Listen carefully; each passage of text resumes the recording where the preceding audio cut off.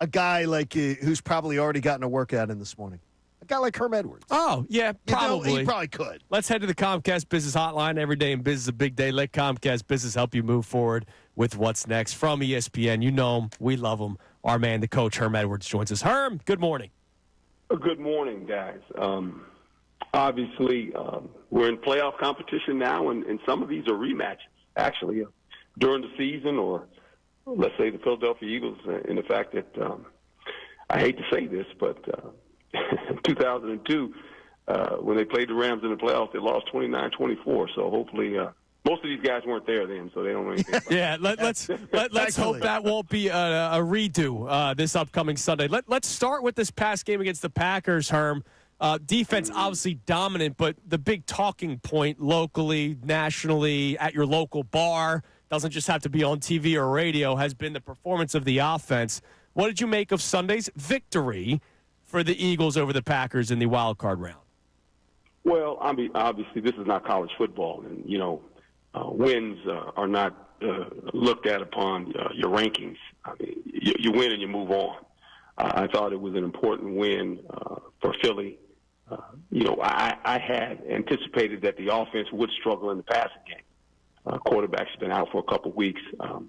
They've got to find a way to get that going, obviously. When you sit there and A.J. Brown's reading a book, you got to target him about 10, 12 times so he'll be too tired to read the book on the sideline and get this offense going, right? But, their defense is dominant, obviously, number one defense in the league. But again, you're going to face good quarterbacks down the stretch here in playoff competition. And so this offense, especially in the passing game, has to pick up some.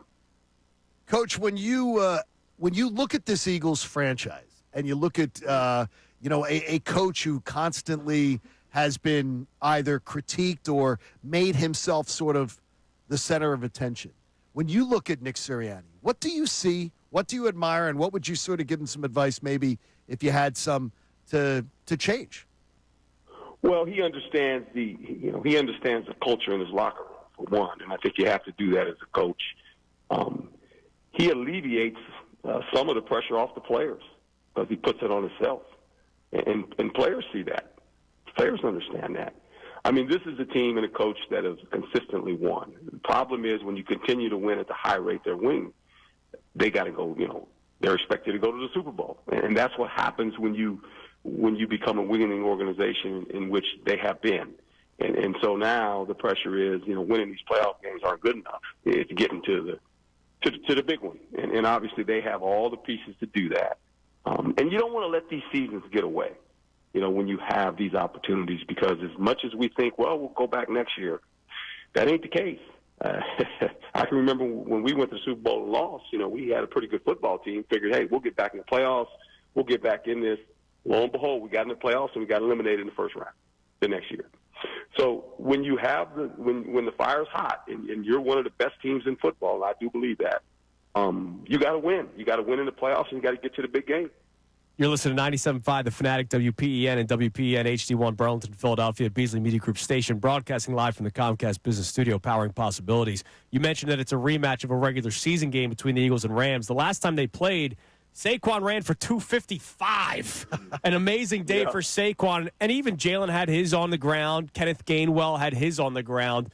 Is it as simple, Coach, to just try to recreate a game plan where one thing worked so well, even though the Rams may have some information because they obviously did it against them?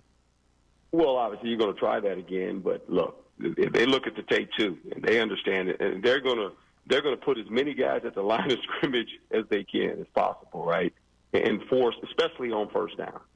On first down is going to be critical for the Rams. Let's slow this running game down, and let's make Jalen Hurts beat us throwing the football. And if he can do that with his arm, then so be it. Now, they have an outstanding quarterback as well as Matthew Stafford, who basically, and he carved him up. And I said this week. I said, if the Minnesota Vikings try to, put pressure on Stafford, they're messing with the wrong guy because he can read your mail. He'll get rid of the ball. He's very accurate. They have some nifty receivers, and they can score points. Now, if you're Philly, this is why you have the number one defense. You should be able to rush in with 4.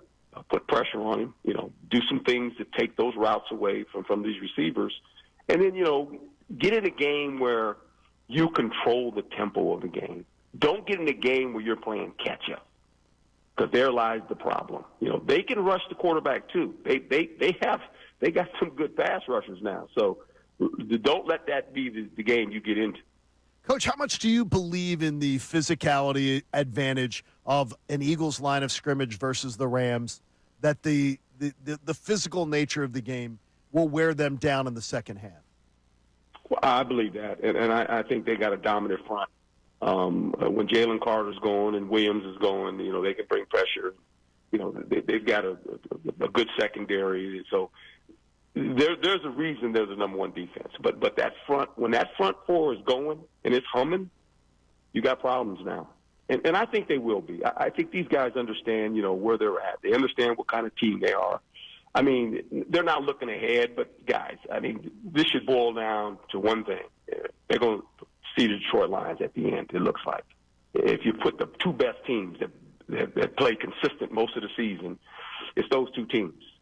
And so now, you know, there's a team in their division with a young rookie quarterback that's not afraid of anything. I know that because I coached the kid, and that's Washington. You know, but I just think Detroit right now, if you look at the body of work, and if you look at the Philadelphia Eagles' body of work, they're probably the two best teams in the NFC side of it.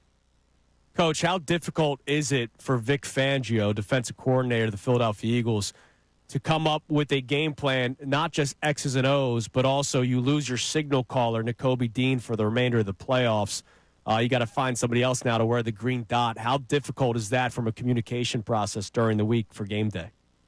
Well, it's difficult, but look, they've had contingency plans. I mean, you're always a step ahead of that. You always have to realize that if this guy goes down, who's next, or what do we do? So Fangio's a veteran coach. You know, it's not like, okay, we can't use the guy. You can use the guy. The guy's a tremendous football player. But you always have to ask yourself, you know, you always tell players this too, sometimes when you're practicing and doing things, okay, these three guys are out, you guys are in. Because you tell players, hey, you're one step away from having to go in the game. One step away. You're one play away, and you might have to go in the game. Are you ready to go in this game? So they have prepared for this. They hate for it to come.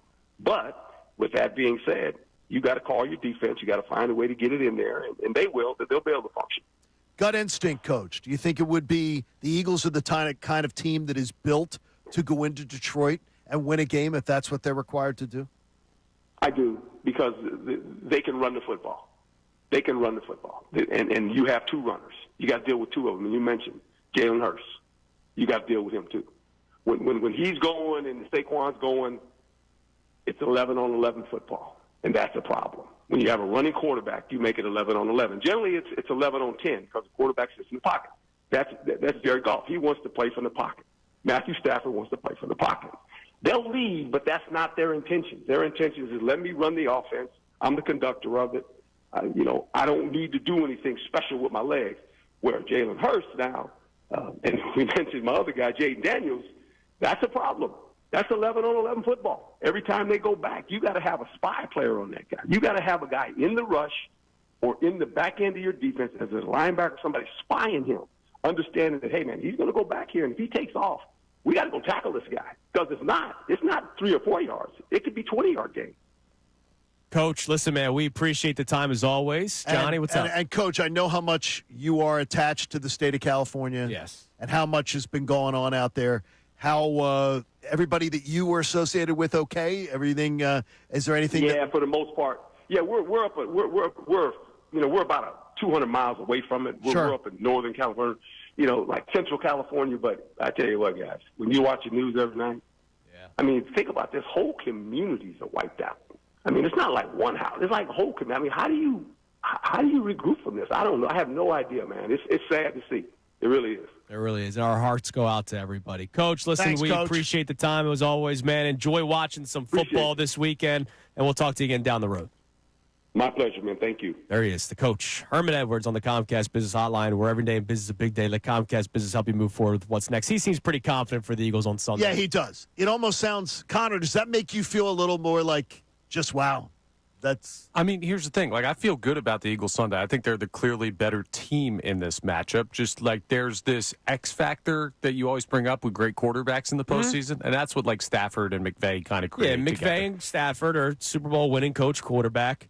But, you know, you hear Herm Edwards say it. Like, look, there's one thing you can't do against Stafford. That's bring just pressure all day, which that's not what Vic Fangio does. Nah. They've already had a game plan that has slowed down Matt Stafford and the Rams offense. And I just don't see how the Rams defense stops the Eagles rushing attack again. I just really don't. With McVay, and I know you'll call him the boy genius. Yes. Like, Liv is like the part of the honor code at my daughter's high school is that they always support Marist people. Okay. Well, Sean and her graduated from the same school.